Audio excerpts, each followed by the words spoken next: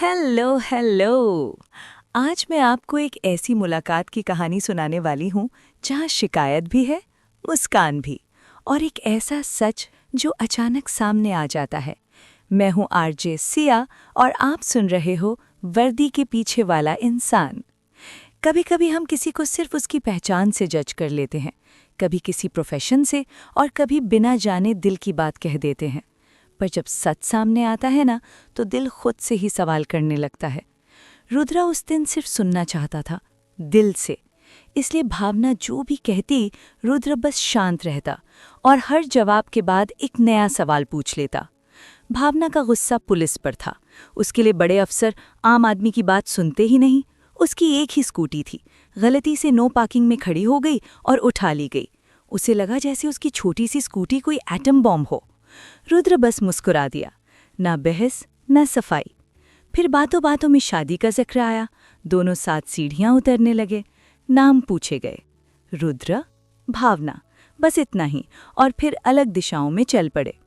शादी में सब खुश थे, पर सबसे ज्यादा खुश रुद्र था। बिना ज्यादा बात के भी उसकी नज़र बार बार भावना को ढूंढ लेती थी। अगला दिन आया, रिश्तों की बातें हुई, माँओं के बीच, बिना रुद्र और भावना को बताए। शाम को रुद्र ड्यूटी से सीधा मैरिज हॉल आया, पुलिस की वर्दी में। और जैसे ही भावना ने उसे देखा, उसकी सांस अटक सी गई। कल रात की हर बात, हर शिकायत उसके दिमाग में गूंज उठी। रुद्र ने सबको नमस्ते की। उसकी माँ और बहन उसके साथ चली गईं। भावना बस झुकी नजरों से खड़ी रही। शर्म, गिल्ट, सब एक साथ। रात को माँ ने पूछा, भावना पसंद आई? रुद्र कुछ नहीं बोला, बस होठों पर एक हल्की सी मुस्कान आ गई। कभी कभी ना, इंसान वर्दी के पीछे छुपा होता है और हम सच को बिना देखे ही फैसला कर लेते हैं। सोचो, अगर उस पल सच सामने ना आता तो कहानी कहाँ मुड़ती। यही सोच थोड़ा सा दिल में रखना, क्योंकि अगला मोड़ शायद और भी गहरा हो। कभी कभी ना, जब सब कुछ परफेक्ट लग रहा होता है, तभी दिल के कोने में कोई बात अधूरी रह जाती है, और वही अधूरी बात अचानक सामने आ खड़ी होती है। अरे बता ना, भावना पसंद आई तुझे? नीलम ने प्यार से पूछ लिया। और काव्या की छेड़छाड़ रुद्र के गालों की लाली देखकर सब समझ गई। रुद्र बस मुस्कुराया और चुपचाप अपने कमरे में चला गया। कमरे की खामोशी में भावना की यादें घूमने लगीं। स्कूल, कॉलेज, कितनी लड़कियों ने कभी उससे पसंद की बात कही थी, पर रुद्र हमेशा दूर रहा। उसका फोकस सिर्फ उसका फर्ज, उसका लक्ष्य। पर पहली बार किसी का ख्याल दिल तक उतर गया था। इसी सोच में अचानक उसे कुछ याद आया। उसने थाने फोन किया, स्टाफ से बात की, बस एक छोटा सा काम। रात के खाने पर रिश्तों की बात फिर छिड़ गई, और इस बार रुद्र ने अपने दिल की बात कह दी। काव्या खुशी से फूल सी गई। भावना अब सिर्फ दोस्त नहीं, फ्यूचर भाभी होने वाली थी। अगले दिन सुबह जब भावना कॉलेज जाने निकली, पार्किंग में अपनी स्कूटी देखकर वो रुक सी गई। स्कूटी के आगे एक छोटी सी स्लिप लगी थी। उसने पढ़ा, मेरठ की पुलिस इतनी भी बुरी नहीं है। भावना के चेहरे पर हल्की सी मुस्कान आ गई। सीधा थाने पहुंची, रुद्र को थैंक यू कहा और अपनी गलत सोच के लिए माफी भी। धीरे धीरे बातें बढ़ने लगी, दोस्ती गहरी होने लगी, पर रुद्र ने अभी तक अपने दिल की बात नहीं कही। कुछ ही दिनों में सगाई तय हो गई। रुद्र खुश था, पर भावना बिल्कुल शांत। ना खुशी, ना एक्साइटमेंट। रुद्र को लगा शायद सब कुछ अचानक हो गया, इसलिए उसने प्यार से एक डायमंड रिंग ली और एक खूबसूरत सी साड़ी। सगाई का दिन आया। रुद्र कोट पैंट में बिल्कुल परफेक्ट लग रहा था। मेहमान आ चुके थे, पर उसकी नज़र सिर्फ भावना को ढूंढ रही थी। और फिर गुलाबी लहंगे में सजी भावना आई। खूबसूरत थी, पर आंखों में उदासी। रिंग सेरेमनी शुरू हुई। रुद्र ने अंगूठी हाथ में ली, भावना की तरफ बढ़ा, और तब भावना ने धीरे से कहा, मुझे आपसे कुछ बात करनी है। और यहीं ये मुस्कुराने वाली कहानी एक नए सवाल पर रुक जाती है। सोचो, जब दिल की बात इतनी देर से दबी हो, तो सगाई के दिन क्या कहना चाहती होगी भावना? बस इस सवाल को थोड़ा सा दिल में रखना, क्योंकि अगला पल सब कुछ बदल सकता है। सगाई का माहौल था, शंख की आवाज, पंडित जी के मंत्र, और तब मंजू आंटी की आवाज आई, बेटा बातें सगाई के बाद कर लेना, मुहूर्त निकला जा रहा है। पर रुद्र रुक गया। उसने सीधा कहा, ठहरिए आंटी, भावना बात करना चाहती है, आप लोग यहीं रुकिए। अंगूठी माँ के हाथ में देकर रुद्र भावना को साइड में ले गया। शांत आवाज में बोला, जो भी कहना है खुलकर कह सकती हो। भावना की आवाज कांप रही थी। मैं ये सगाई नहीं कर सकती रुद्र जी, मैं किसी और से प्यार करती हूँ और वो भी मुझसे बहुत प्यार करता है। अगर मेरी शादी किसी और से हुई तो वो मर जाएगा। रुद्र का दिल एक पल के लिए रुक सा गया। मैं आपसे शादी नहीं कर सकती, भावना ने धीरे से कहा। रुद्र समझदार था, पर उस पल दिल के आगे हार गया। वहीं पास रखी कुर्सी पर बैठ गया, आंखें शून्य में।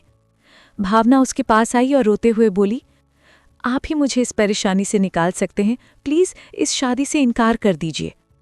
रुद्र ने उसकी आंखों के आंसू देखे, दिल पिघल गया। उसने प्यार से पूछा, बहुत प्यार करती हो उससे? हाँ, भावना ने बिना हिचकिचाए कहा। रुद्र हल्की सी मुस्कान के साथ बोला, तो वादा करो, अपना प्यार हमेशा निभाओगी और हमेशा मुस्कुराती रहोगी। उसकी आंखों में गुस्सा नहीं था, शिकायत भी नहीं थी, सिर्फ सम्मान और निश्चल प्यार। कुछ देर बाद रुद्र बाहर आया और सगाई से इनकार कर दिया। सब हैरान रह गए। वजह पूछी गई, पर रुद्र चुप रहा, किसी को कुछ नहीं बताया और वहां से चला गया। भावना की खुशी के लिए उसने लोगों की नफरत अपने सर ले ली। मंजू ने खूब भला बुरा कहा। नीलम चुपचाप सब सुनती रही। मुंह लटकाए सब घर लौट आए।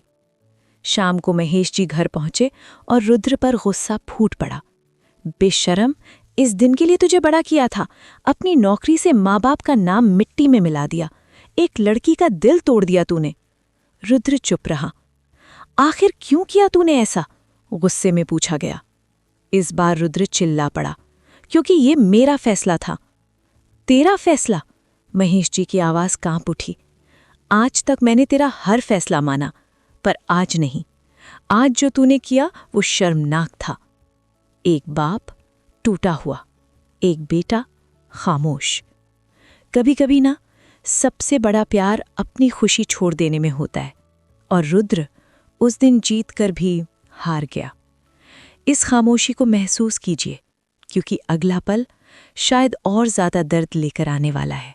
दिल तो मेरा भी टूटा है पापा, लेकिन ये सब मैं आपको बता नहीं सकता, क्योंकि मैं नहीं चाहता आप में से कोई भी उस लड़की को गलत समझे। रुद्रा ने ये बात किसी से नहीं कही, बस मन ही मन खुद से कह ली। कोने में खड़ी काव्या सब सुन रही थी। लंबी बहस के बाद महेश जी और नीलम वहां से चले गए। रुद्रा अपने कमरे की तरफ बढ़ा ही था कि काव्या ने उसे रोक लिया। भैया, क्या ये सब आपने ही किया है? रुद्रा ने नजर उठाई, आंखों में नमी थी, और पहली बार उसने काव्या को सच नहीं बताया। बस धीरे से गर्दन ना में हिला दी और वहां से चला गया। रात भर रुद्रा सो नहीं पाया, बस अपने पापा के बारे में सोचता रहा, जिनसे आज उसने पहली बार इतनी तेज आवाज में बात की थी। अगली सुबह यूनिफॉर्म पहनकर वो नाश्ते की टेबल पर आ बैठा। नीलम नाराज थी, बिना कुछ कहे उठकर चली गई। काव्या को बुरा लगा। उसने जबरदस्ती मुस्कुराते हुए कहा, भैया आप नाश्ता कीजिए, मम्मी शायद किचन में काम कर रही होंगी। रुद्रा धीरे से बोला, मैं जानता हूं मम्मी पापा मुझसे नाराज हैं, तू उन्हें नाश्ता करवा देना, मैं निकलता हूं। जैसे ही वो मुड़ा, सामने महेश जी खड़े थे, हाथ में सुबह का न्यूज़पेपर, चेहरे पर गुस्सा और गहरा दर्द। रुद्रा कुछ समझ पाता उससे पहले ही एक थप्पड़, जिंदगी का पहला थप्पड़। महेश जी ने कभी उसे मारा तक नहीं था, आज सिर्फ पेपर उसके सीने पर फेंका और वहां से चले गए। ट्रेन के रुकने से रुद्रा अतीत से बाहर आया। स्टेशन पर उतरकर उसने मुंह धोया, पर यादें, वो तो और ज्यादा बहने लगीं। उसने एक सिगरेट जलाई, कुछ पल के लिए, सिर्फ सांस लेने के लिए। फिर ट्रेन चली। इस बार रुद्रा ने खिड़की से बाहर देखना छोड़ दिया, आंखें बंद कर लीं। देर रात, नई मंजिल, नई दिल्ली। अगली सुबह police station. ACP Rudra Pratap Singh, reporting sir. नई जिम्मेदारी, नया शहर, नई टीम, असलम, रागिनी और प्रवीण। रागिनी की नज़र पहले ही पल में रुद्र पर टिक गई। उसकी पर्सनैलिटी, उसका सख्त मिजाज। पर रुद्रा के लिए ये सब बेकार था। उसे सिर्फ काम चाहिए था, खुद को भूलने के लिए। फाइल्स मंगवाई गईं, पेंडिंग केसेस। और बाहर असलम मुस्कुराते हुए बोला, नया एसीपी है ना, पहले दिन ही साल भर का काम निपटाने का मूड है। पर असलम को क्या पता था, रुद्रा का काम से भागना नहीं, काम में डूब जाना था। क्योंकि जब दिल टूट जाता है ना, तो कुछ लोग शराब चुनते हैं और कुछ खुद को जिम्मेदारियों के हवाले कर देते हैं। और रुद्रा दूसरी कैटेगरी का था। इस शहर में उसका दर्द चुप रहेगा या किसी केस के साथ फिर से जिंदा हो जाएगा? इस सवाल को यहीं छोड़ देते हैं, क्योंकि दिल्ली की रात अभी और राज संभाल कर बैठी है। मैं हूं आरजे सिया। इस कहानी पर आपका क्या कहना है, कमेंट सेक्शन में बताना। कहानी पसंद आई हो तो लाइक करना ना भूलें। Bye bye.